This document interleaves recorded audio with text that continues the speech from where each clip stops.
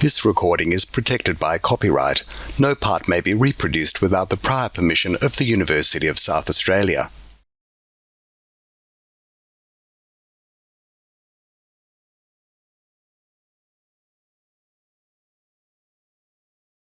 Good evening, welcome. My name is Julia Lester and I'd like to welcome you tonight on behalf of Jacinta Thompson.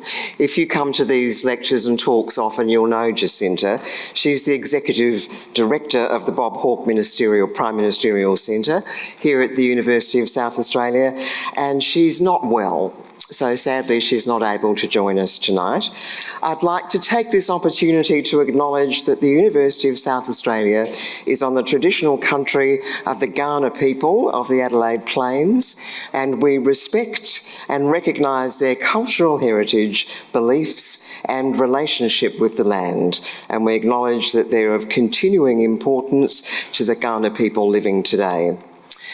Tonight, it's a pleasure to be joining Catherine Fox as we discuss her latest book. How topical is this, I have to ask you? Goodness me. Jacinta said to me last week, we'll talk about the book, and I suppose we'll have to talk about the election. Well, you know.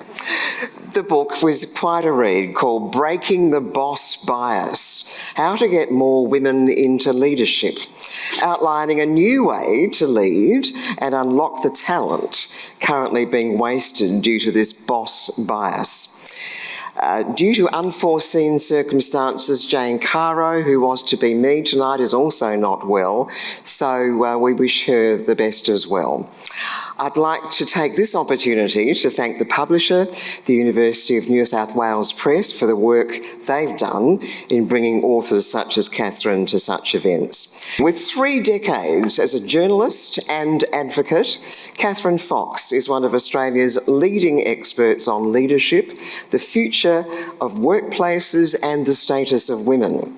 Her career has included interviewing management gurus, Nobel Prize winners and international CEOs. She's written 6 books, won a Walkley Award, and in 2022 was awarded an AM for services to journalism and to gender diversity. Please join me in welcoming Catherine.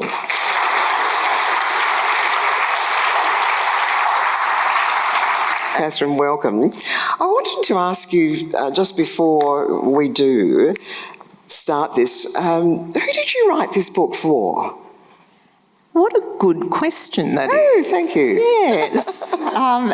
Before I answer, I'm clearly not particularly well either. I did have hair. But yes, so poor old Jane, who's a very good friend of mine, when she rang, I said, we're not doing well here, are we? But it's so nice that you were able to step in. I always write my books for women, not to the exclusion of men. I'm delighted if men read my books, and they do sometimes contact me or come up to me and talk about it. But I really want women to get a different message to the one that they're often getting. And I wrote a book called Stop Fixing Women, which some of you may have seen, because I was so concerned about the way we were constantly being told whatever happened to us in this very imperfect and sexist world, it was kind of our fault, and we needed to fix ourselves up if we were going to change anything, which actually is pretty illogical if you're talking about a group that's out of power. So my whole shtick has always been, and when I wrote the column for the Financial Review, where I worked for 23 years, and I wrote a column called Corporate Woman, and I got fantastic feedback. And I did, as I say, I did get feedback from men as well, but I was talking to women. I wanted to talk to them, I wanted to share experience, and I wanted to take some of that sort of burden off their shoulders, that sort of individual responsibility. This is your problem and you have to fix yourself up. So that's always been at the forefront of my mind whenever I sit down to write. We'll talk about your book and ideas and lovely stories and some stats, because you're a bit of a stats woman really, aren't you? A little bit. Yeah, a little bit. And then, of course, we do have to talk about the US election results, I think, too, because it's so incredibly relevant to perceptions of leadership. So we will get to that at the end. You know, don't get too excited, but we'll get there. So what is boss bias? That's Well, I think the reason, if I sort of step back a little bit about why I particularly wrote this book, which I guess I started nutting out about 2 years ago, roughly. And quite a lot of people who knew me were slightly surprised because they said, well, hang on, haven't we made quite a lot of progress? And in fact, it was, and I write about this, it was at that point that we had a woman appointed to run the Reserve Bank. We have women running Qantas, Telstra, Coles, Woolworths, quite a few of our largest listed companies, household names, all of which is fantastic. Please don't misunderstand me. And each of those women are extraordinary. Sort of prove the point, don't they? That there are women with ambition, skills and longevity in the workplace who can step into power. They are, however, the exceptions and not the rule. Interestingly, it's often in those larger companies that there are slightly better policies and evidence gathering. Once you look right across the index, you find that the number of women in CEO jobs drops significantly. In fact, 91% of ASX 300 CEOs are men. That's still the same, and 91. The latest 91% are men. And in fact, there's one fewer woman in that cohort of CEOs this year. So even since the book came out, those statistics have shown a backward slide. Yes, a small one, but we should be moving forward. So the reason I wrote the book is I was really alarmed by the kind of conversation in workplaces, in businesses, but actually across society that was sort of like, well, we've done everything we can. The door's open. Okay, maybe women aren't all surging through, but it's up to them. The groundwork's been done and the momentum's there. So really, it's time to kind of rest on our laurels. That will just continue to change. Well, it's not, and it's particularly not in areas and arenas of power, decision-making. And the problem with that, it's a pretty obvious one. If women aren't around the table, then decisions that affect all women are unlikely to be made. And actually, we have very, very good evidence to back that up. I'm not just saying that, although there's a logic to it, to be honest, because women come to the table not as better leaders, but with different priorities, different life experiences. And when it comes to running governments, women running governments traditionally see a surge in different policies and legislation that is gender-wise, that is actually helping women. So women benefit. And when we have fewer of them, they're not there, their point of view isn't heard, and that's deeply worrying. And the second part to that, sorry, Julia's thinking, is she going to stop? No. The second part. No, I'm not. No, the second part. Glued, mate. That concerns me is if you actually think things are moving ahead, maybe, a little bit more slowly, but they're moving ahead, you tend to take the foot off the accelerator. Why do you just need these policies anymore? Why do you even need to talk about it? And so I've actually looked at the kind of backlash and resistance that there is to frameworks that support women, whether it's in business organisations, whether it's across the community or in government. That's really concerning. So there's this gap between reality and rhetoric, and I think that is deeply concerning, and I think that could really put the brake on further progress. So you would say statistically we have slipped back in terms of women stepping and being accepted in senior management. Are we talking private businesses, government, across the board? I think you do have to look at the sectors differently, and certainly in this country, the last federal election saw an increase in the number of women elected, which was incredibly welcome. And of course, that the teal revolution, so we saw a change there, which was fantastic to see. Around the world, the number of women running UN member states, for example, has gone backwards quite significantly. It was never a huge cohort, but it has fallen. As I said, recent data shows across listed companies there are fewer women CEOs. Minor fallback, but again, we started from a very low base. So, yeah, there has been a decrease. I think that partly the mechanics of what I've just outlined. Okay. I think, and why is there that complacency and therefore I don't want to worry about this anymore? Well, I think it's an uncomfortable area. It's tough. Trying to get change in this area has been has been tricky. There's no one formula that will suddenly dissolve sexism and gender bias. You get asked that. What's the one thing I have to do? I absolutely do. Do you? All the time. What's your answer? I always say the same thing. There's no single thing. And if you're looking at it in that way, you really have to step back and start to examine this in a different way. And one of the things that I am a bit of a data person, as you pointed out.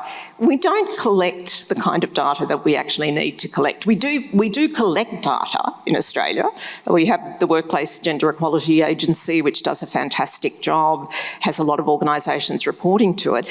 We do have some data, but individual organisations need to do more than say we have 50-50 at graduate level, for example, or we employ about 50% women. Because if they're all clustered in lower paid, lower status jobs, then you're still going to have the problem, which results in a gender pay gap and numerous other issues. So I think that, but if you're asking me why on a broader level, I think we've gone through a very interesting and quite troubling period, and you've referenced the US election. I think COVID didn't help. I think during a period of turmoil and emergency, there's often a bit of a default to a very traditional way of leading. This is an emergency, we need people who understand leadership. We need a man. Is that what we're saying? We need a man. A white man in a suit. When that COVID commission was first set up, right in the early days of COVID, there were 9 people on it, 7 men in suits. White. Oh, yes. Absolutely. So that did change. There was a bit of an outcry. And interesting, isn't it? Because there are so many senior women in that public health area. And look at how many chief health officers we had around Australia, these extraordinary So that's the pattern, isn't it, really, Catherine? Intakes in engineering and law and IT, medicine, right up there, 50-50, maybe even higher in some, it's women. It's once you get up the ladder a bit that it drops off, isn't it? It's called the leadership. Drop. Sorry? No, it's called the drop to the top. The drop to the top. Yep. Gorgeous, isn't it? Yeah. So dropping off in leadership and board representation. Yeah. Just briefly talk about boards, if you would. Yeah, so boards is interesting, and I'd be the last one to decry any areas of progress, and there has been a shift.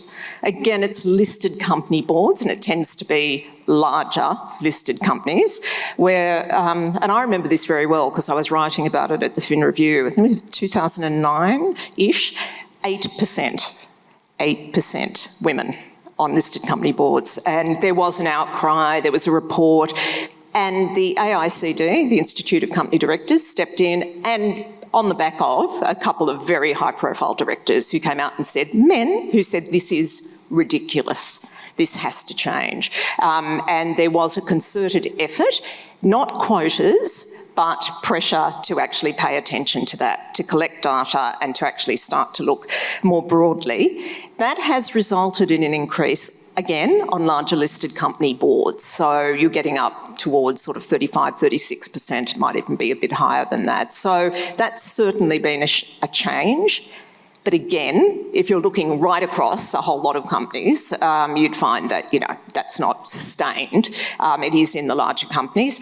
And the interesting thing is it has tended to be a cohort of white, middle-aged women, and I'm not having a go at them, but it is very similar to the cohort of men who sit on boards and who have multiple boards. And they'll often sit on several boards. Absolutely, they do. So, yeah. Gender washing. What's gender washing? Well, it's this rather sophisticated effort to say, actually, our company's pretty good at this. We've done a good job. We celebrate International Women's Day. We have cupcakes. And we acknowledge that women exist. We're very good like that. I'm exaggerating somewhat. No. But unfortunately, yeah, I know. But unfortunately, there is quite a bit of tokenism. So it'll be, this is in our DNA. Diversity is important to us. I'm sort of laughing to myself, I shouldn't, because it was quite serious, but AMP a few years ago, a very different company now, I have to say, but a few years ago promoted a man who'd been officially fined for sexual harassment in the UK. He was at AMP Capital, to be clear, and this was a company that had a lot of overt corporate slogans about diversity, and it just didn't go down well. Became a scandal, and of course he did eventually leave. But I think that sort of gender washing, we're doing a great job. Look, we've got 3 women in general manager roles, and that's what happens. So there's tokenism, there's highlighting, and can I just say, for the women who are often highlighted in those kinds of circumstances, it's very uncomfortable too. And they are the exceptions, not the rule. And there's just that sort of superficial, here's what we've done, we've ticked this box, we've come up okay, and we're doing well. One thing that has really stopped a bit of that in its tracks was earlier this year when changes to the workplace gender equality legislation meant that individual organisations' gender pay gaps were published for the first time. So we always had sector information, but now the agency can actually publish. So companies' pay gaps were published. I was interested to see that you'd quoted some research, and I can't find access to it quickly, about not so much companies but ordinary Australians' impressions about the pay gap being vastly exaggerated. That's right. That's the finding? That has come up in a couple of surveys. It's not... something like 25% of people think that the pay gap is exaggerated. Because people will say, won't they, well, you pay people the same job, money to do the same job, but it's much more complex than that. It is very complex, and it's certainly not the case. And even when you have a title that can be similar, there's often a band of salaries, and that's the case in the public sector, but it's the case in a lot of organisations, and you will find that women are often clustered in the bottom of that band. The other part that is notorious is any kind of discretionary pay, whether it's a bonus or an incentive or something like that, that will often contribute to quite a big pay gap. So the other thing is sectoral in discrepancies, I guess. So areas that are female-dominated would typically, and I'm generalising enormously here, but the caring sectors and so on tend to have lower pay. And then you have areas like engineering and IT where the pay is higher. And interestingly, good research shows, and this is from decades, that when an area becomes feminised, the pay drops. And when it becomes masculinised, the pay rises. And you probably remember Hidden Figures, the movie about the early days, is Silicon Valley, what became Silicon Valley. There were a lot of women employed in it because it was considered to be suitable for them. It was sort of almost secretarial to be putting in input. And gradually as that changed and the whole area became so much more powerful, pay went up and it became male-dominated. While you were saying that, I was just remembering that fabulous, awfully dreadful phrase, data dogs. Do you remember that? Women who sat punching in info. Data dogs. Okay.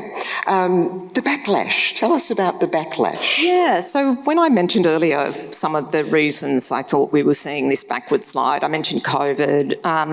One of the other areas is I think there is a lot of backlash and resistance to the idea of supporting women.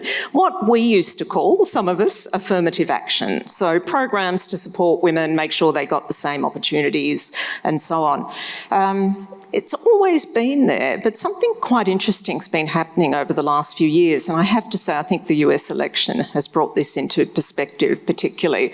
Earlier this year, a big piece of research came out and it looked at countries around the world, so absolutely everywhere, found there was a massive gender divide between young men and women in their 20s.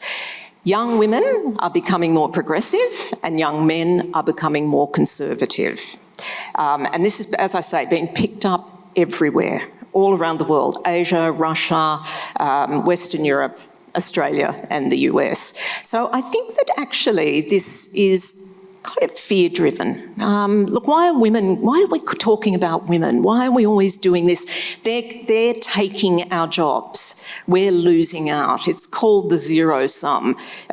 If you win, I lose. And there's a lot of that. It's a real myth, but it's perpetrated all the time, informally. So I wrote a whole chapter on backlash and resistance because in the business world, it's not often spoken about. It's like, oh no, people don't think like that. But actually, it's real. And when I talk about resistance, that's having a policy, one of those gender washing policies, oh no, we always make sure that we do.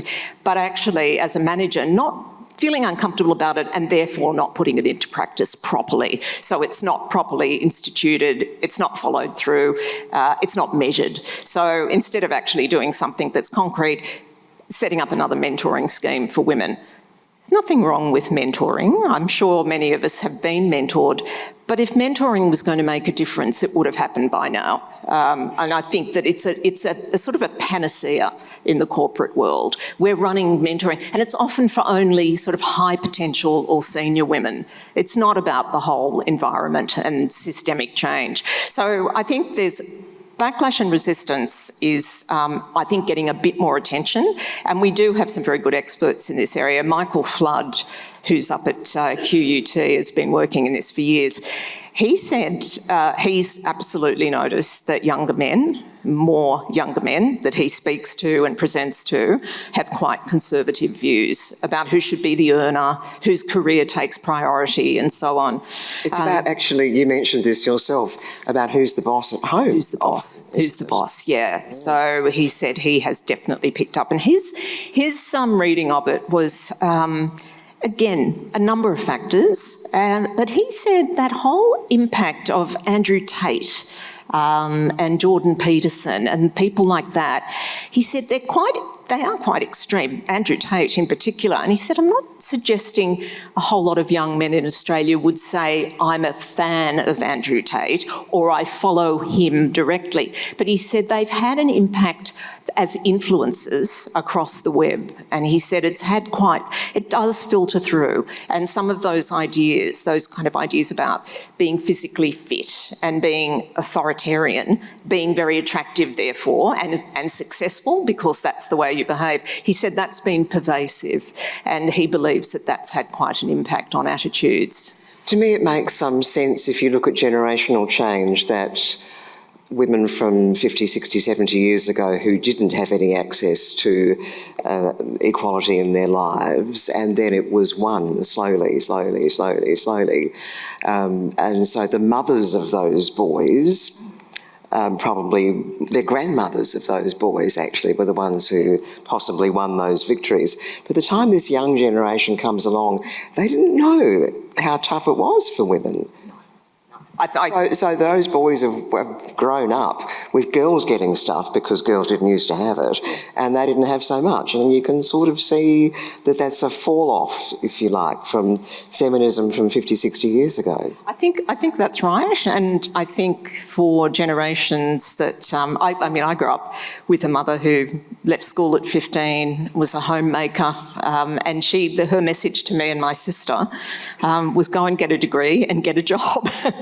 Because that sort of nostalgia about the stay at home, and by the way, whatever your choice is, that's absolutely valid. I'm not saying you shouldn't, but it is interesting that there was a generation or two that came after me where they were pushed, and they absolutely were. I mean, I saw that firsthand, I'm sure you did, trying to raise kids with expectations around the workplace, etc., doing a part-time job that was full-time, and so on. It was tough, and I'm sure for some young women watching that looked like a trade-off that was just too hard to make. So I think for them, yes, it's saying, well, what are we fighting for? Look at where we've ended up.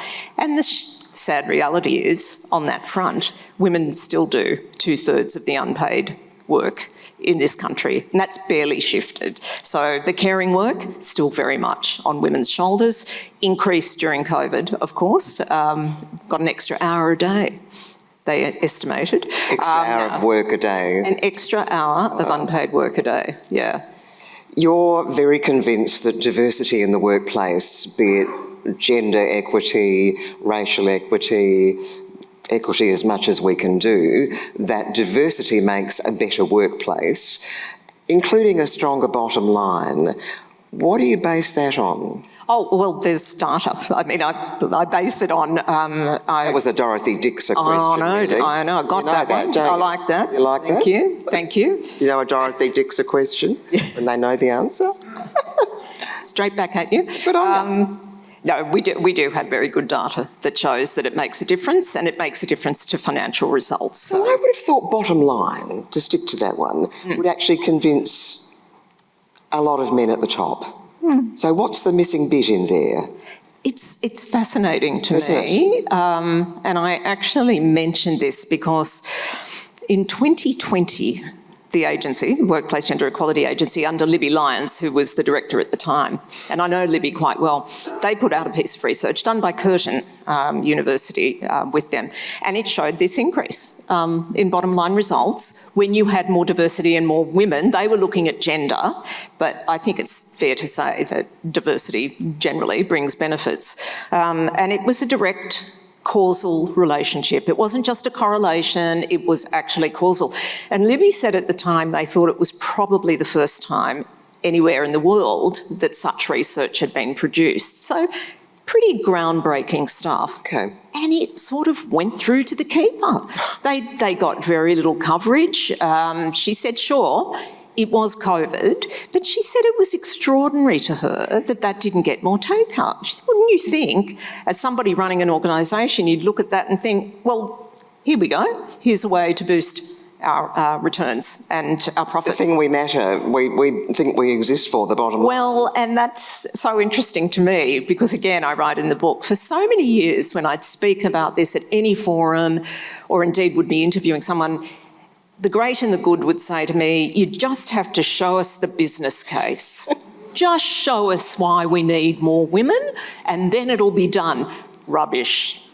Because we did, and we've done that repeatedly. Because apart from that, and apart from the detailed research we have, how can it make sense to ignore half our educated workforce, or at least not give them the opportunities to contribute in the way that they can?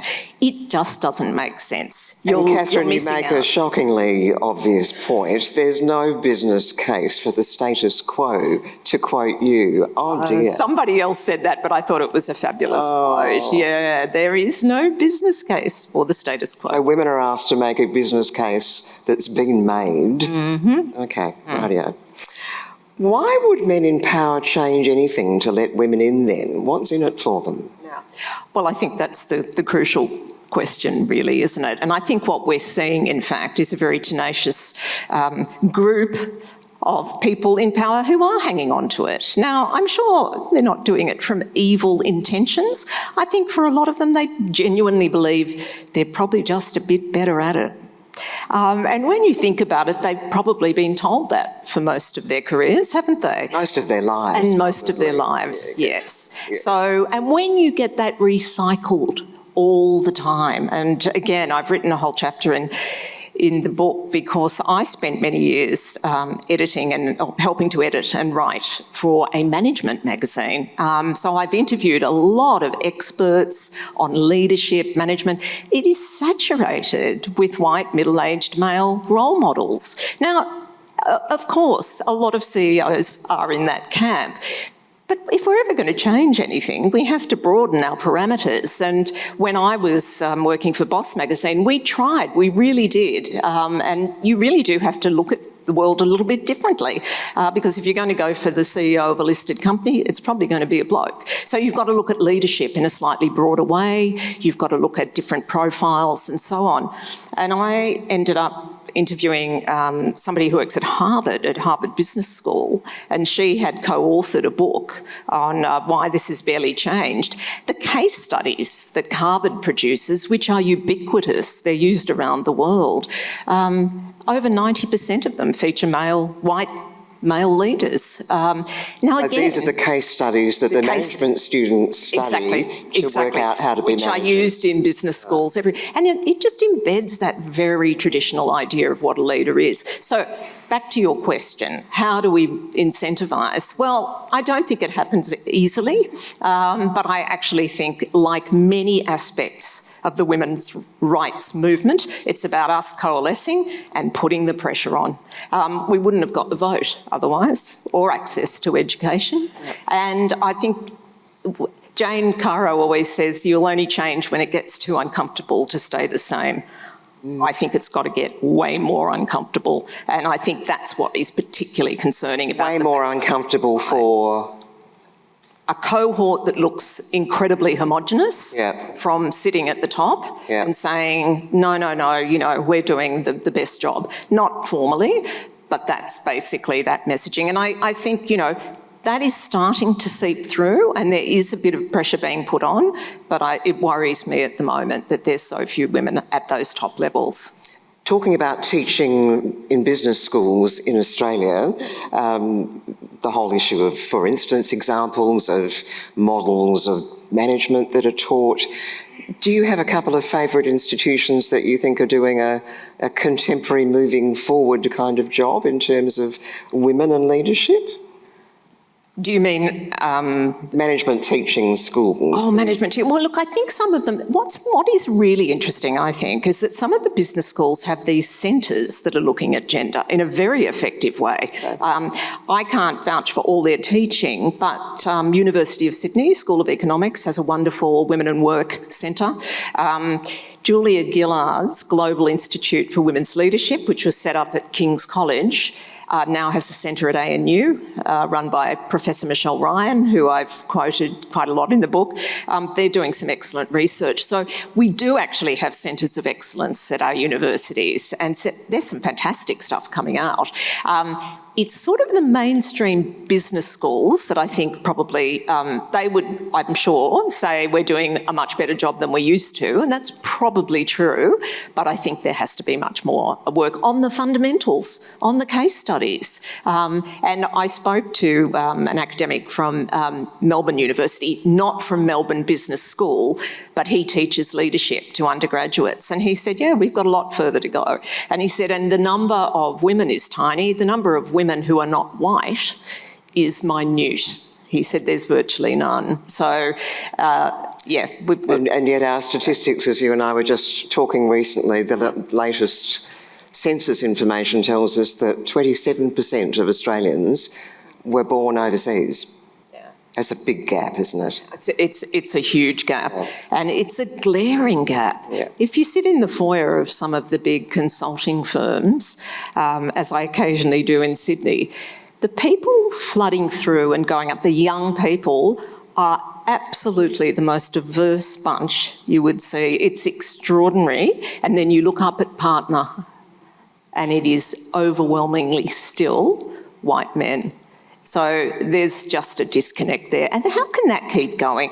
These are your bright young graduates who are coming out and joining you. Where are they going? Well, they're leaving, obviously. So that's a shocking waste. They're having babies, mate. Oh, yeah, that's it. Yeah. Talk to us about parenting leave. Yes. Again, I would have hoped that would have changed more than it has.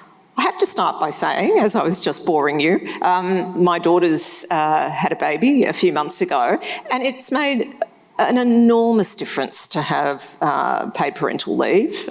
She's also, because her employer also offers parental leave, so she's able to spend quite a lot of time with an income, which is just so different from my generation. I did get a few weeks, but it was, I think, 5 or 6 weeks. My husband got nothing, and I think the change there is significant, and I hope we continue to see more men taking leave as well, because I think that would make a big difference. And we're talking white-collar work mostly, of course. Well, we are.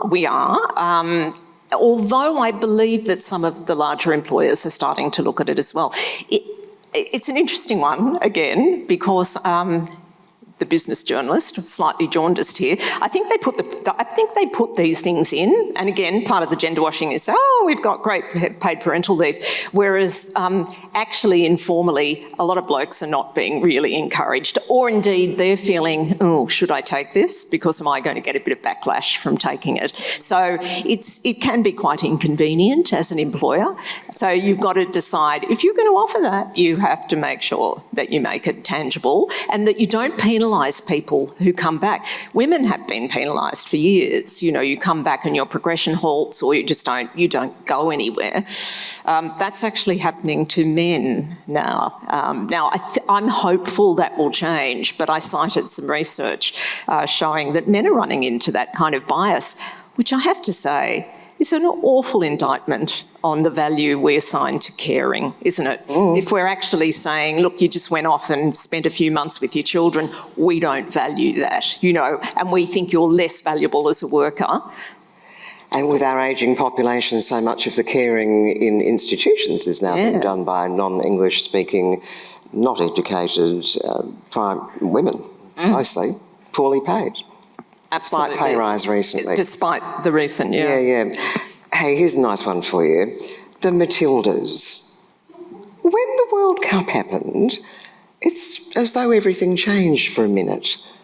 What happened? I know they were here and playing soccer, I know that, but, you know, what really happened? It was so interesting, wasn't it? Because growing up as I did, in the 60s and 70s, the options for playing sport, and I'd be the first to say I'm not exactly a sporty type, and the nuns just insisted you had to play netball, which always struck me as the most ridiculous game. But anyway... Love netball. Oh, sorry. Netball's not my cup of tea. But that was kind of it. Netball... or a bit of tennis, I think, was appropriate. So it fascinates me. And it was sort of the understood idea was that women shouldn't or wouldn't or can't play anything else. And certainly the idea of women playing professional football, cricket and so on was sneered at. It was laughed at. When I was first at the Financial Review, I ran the marketing and media round, and I can remember it would come up occasionally around sponsorship. You know, would women's sport ever be, you know, attract sponsors? And the powers that be would always say that's ridiculous. Of course not, because they wouldn't get audiences. No one would go along to watch women playing. So the Matildas and that Women's World Cup was a bit of an eye-opener, and that competition around the world, I mean, is just so vibrant. Women are still fighting for pay in those sports, so let's not be, you know, too carried away here. But frankly, people do want to watch women playing those sports. They love watching it. And we were glued as a nation. We were glued. It was such the penalty shootout.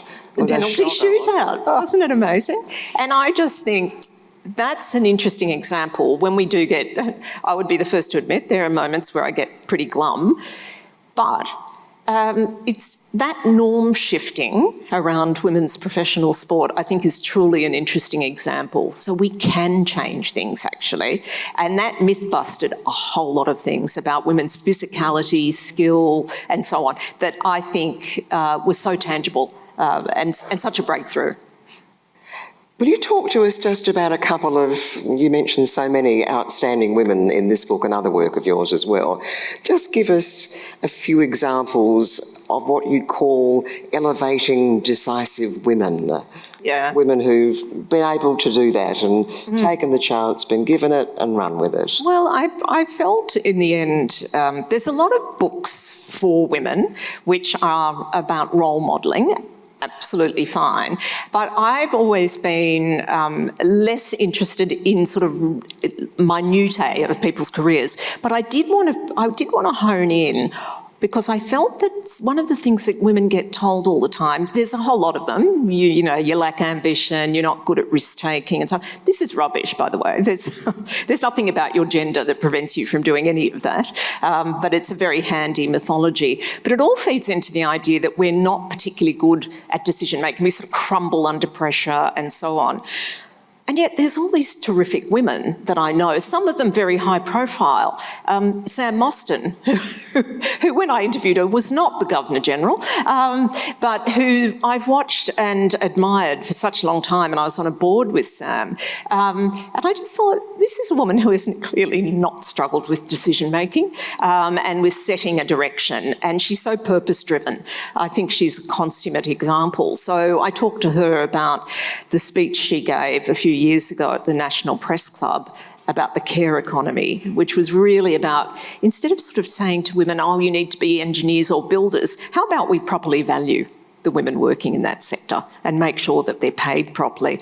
And I think things like that from Sam are just, they're elevating. And then I wanted to talk to, there's a woman I've done some work with who works in Western Sydney in a community with something like 40 different groups, racial groups, and she runs a community centre, and she is the most extraordinary decision maker and organiser. I've always looked at her and thought, you could be the PM. I mean, she's extraordinary. And I've spoken to her. She was born here, but has spent quite a bit of time in Egypt. And she just said to me, no, I've always been like this. And I think this idea that perhaps we're born with some missing DNA is just, it needs to be really confronted. And we need to understand there are some extraordinary women, and many of us are making decisions all the time. In fact, I would say caring roles hone your decision-making skills.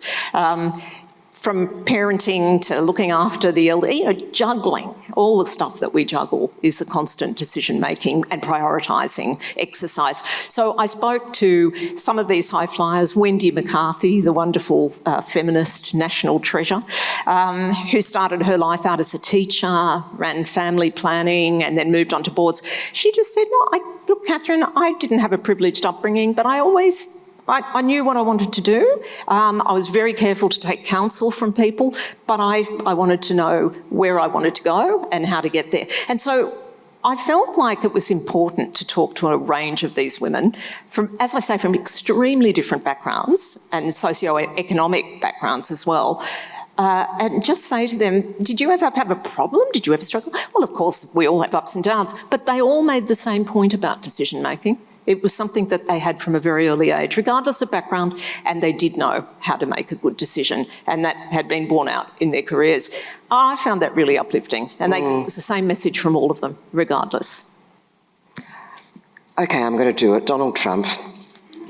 As we talk about this, so much of what you talk about, and women and men who've worked in industry and in businesses trying to get women into more senior roles and more part of the culture, all of that stuff.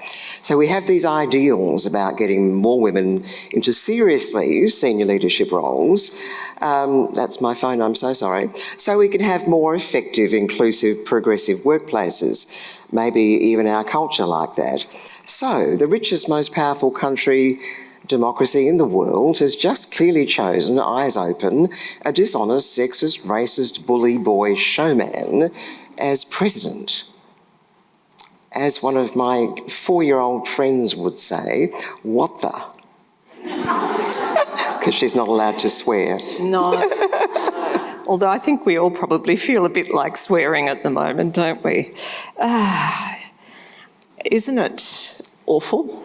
Well, to contemplate, because it was a campaign, particularly with what's happened with women's reproductive rights in the US, and I'm sure many of you have been following it. And I mean, women are dying.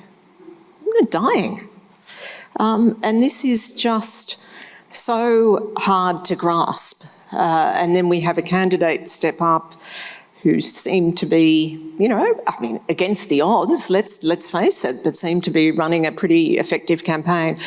It is startling and concerning, and also, and I think, Julia, you mentioned earlier, the right-wing and very conservative forces in parts of Europe as well, and other parts of the world. So it is very worrying, yes. And maybe those young men that you were talking about, I think so, are voting because they feel disenfranchised. And I did notice somebody just in the last couple of days putting something on social media saying that cohort of young, disaffected men have not been, perhaps were not targeted by Harris, the Harris campaign, whatever. I mean, there'll be many, many post-mortems, clearly.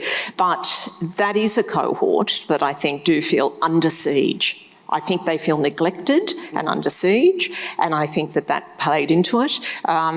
But let us not forget men from the Rust Belt and so on. The mechanics that were operating in 2016 when Hillary Clinton was defeated, I think were actually still there. And I think that that's, you know, very concerning.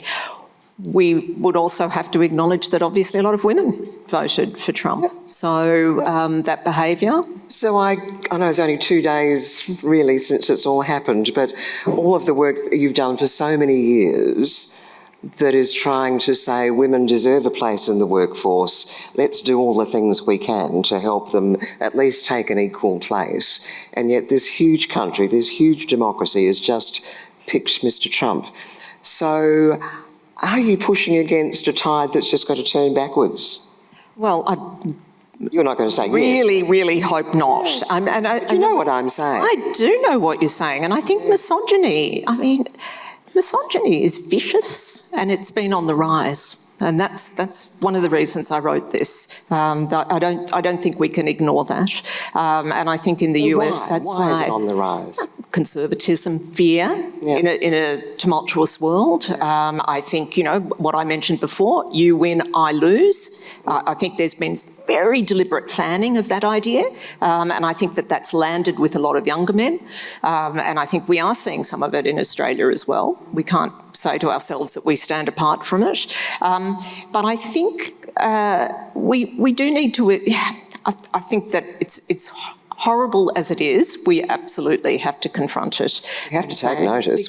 We can't just make it go away. I know. And I think the other part, I was just going to add, there's something I mentioned fairly briefly in the book, but I know there's quite a lot written about it, which is internalised misogyny in women. So I just want to make the point, I'm the last one ever to say that women sometimes have a halo or a better...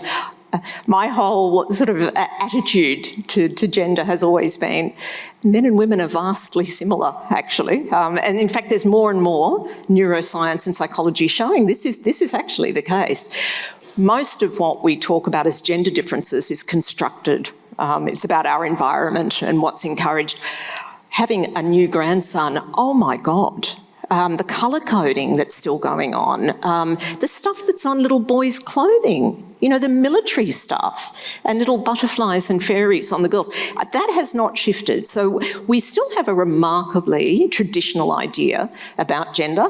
And the reason I mentioned internalised misogyny, that was picked up in 2016. So a lot of white women did vote for Trump. And I think a lot of that was that they're reflecting back the sort of the power system that they've seen around them.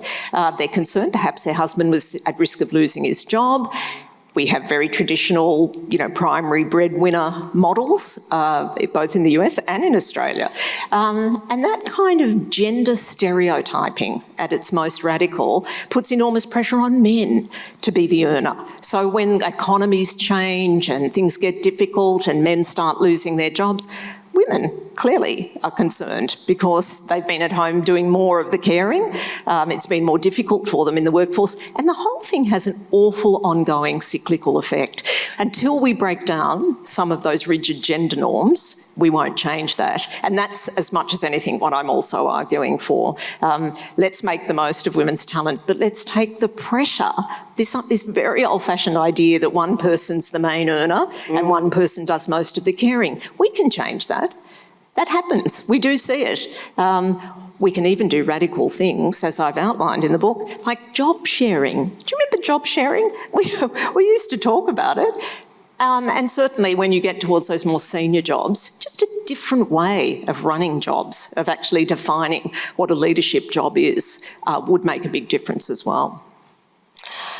Catherine, I'm going to ask you a few of the questions, which are terrific questions, which have come through from watchers, fans, and this, I have to say, was a very passionate group of questions. Here's the first one for you. Have you ever been thrown over for a position that was given to a male? And how did you get over it? Sorry. Yeah. Thrown over is rather... Thrown over. Jane Austen, isn't it? It's actually a little bit. I actually can't think directly, but I tell you what I did see quite frequently.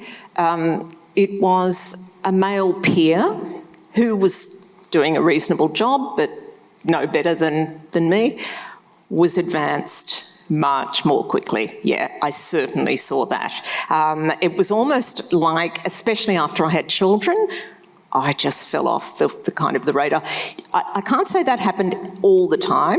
It depended enormously on who the editor was or who your boss is. And I don't know, but I hear this all the time. You get a leader who really wants to think about getting the best person and skills for the job and acts on it, you will find that your progress is there.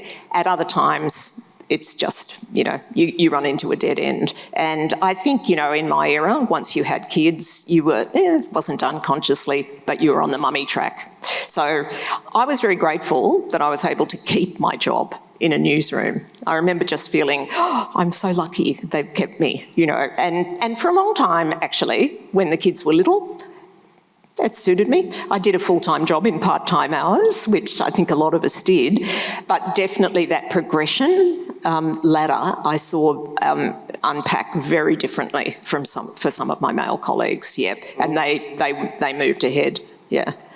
But I did better in the end. Yay. I'm kidding, but you know what? I've got to say that to myself, haven't I? This is a very strong question. It's quite long, but I'd like to read a lot of it to you.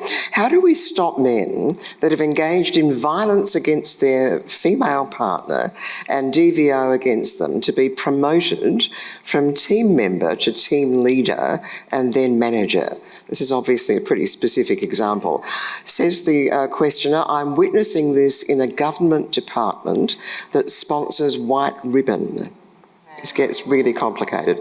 Of course, violent men need to earn a living like the rest of us, but do they need to be actively promoted by the male executive leader to climb the ladder just because they're mates? Here's the real question. Could you give me tools to start thinking about how to manage this? It's been doing my head in for 4 months.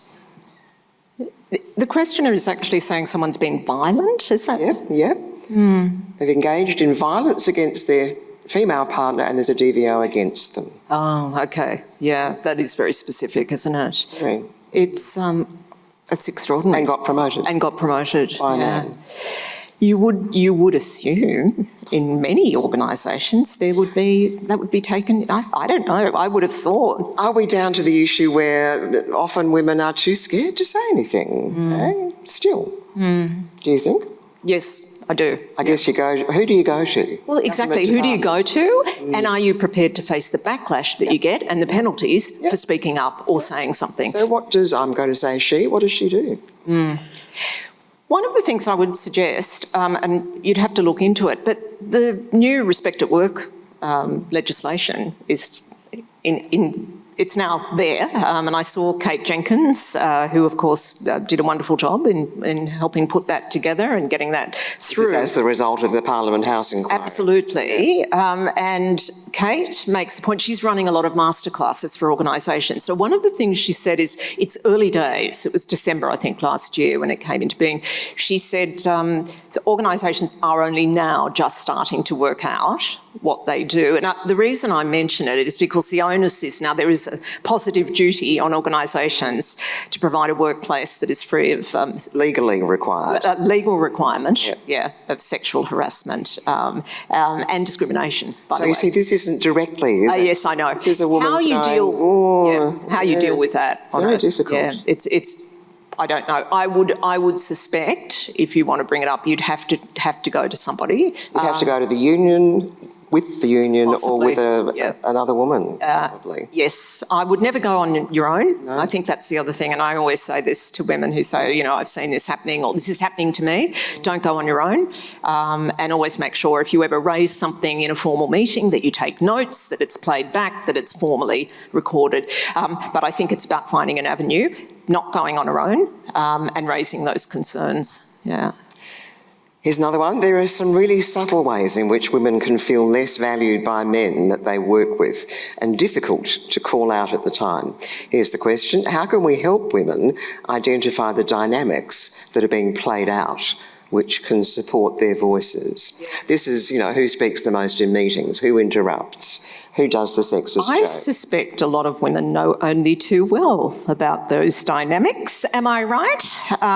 One of the things I think is genuinely helpful is to discuss it amongst yourselves. I'm not saying that flippantly. I think, if you've been in a meeting and you've seen that playing out, and who hasn't, talk to your female colleagues about it and work out if there is some way that you can circuit break that. In the early days of the Obama administration, one of their most senior meetings that they were having, which was male-dominated, there were 2 or 3 women, they realised that was happening to them all the time. They were spoken over, they were interrupted, etc. So they decided to gang up. And when one of them spoke, if they were interrupted, another woman would jump in and say, "Can you just let Anne finish what she was saying?" Or, "Jill brought that up earlier." So they amplified and supported each other, and it was duly noted. The behaviour started to change. Their male colleagues got the message. I think that kind of support, it might sound a bit trivial, but actually it can change dynamics. It's not. And it circuit breaks a really bad pattern. And when men do it, it's fantastic. So when a man says, "Can you let her finish?" She's just telling you. Janine just said that, didn't you, Janine? Could you talk about more? And didn't you just finish that really fantastic project and do something like that? That's enormously helpful. You can do it. You can start tomorrow.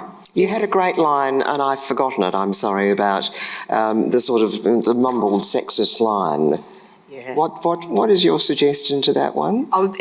Where there's a sexist comment, yes, in a slightly less formal, just sitting around the office. Yeah. Well, this one I attribute to Jamila Rizvi, who's a great commentator in this area, and she said if someone says something, you're sitting around, a sexist or racist comment, she said she leans forward and says, "I didn't hear that. Can you repeat it?" Okay. And she's actually brilliant because she said, "What? You're drawing attention to it. You're not even if they don't repeat it. Even if, if they repeat it, even dumber. But if they don't, it doesn't really matter what you've said. And people around that environment are thinking, that I wasn't comfortable with that either. It means it again acts as a bit of a thumbprint on the conscience. And she says it does tend to work. It's been noted, it's been clocked. You don't say that kind of stuff. You don't say it in the meeting. Do you go out and say it having drinks after work, though? That's right. Yeah, exactly. It doesn't go away, does it? Really? No, but I think it's important not to let it go as well. And I think that one of the things I bitterly regret is that over the years I probably didn't pull up some of that. And I really wish I had. So, yeah. Yeah, me too.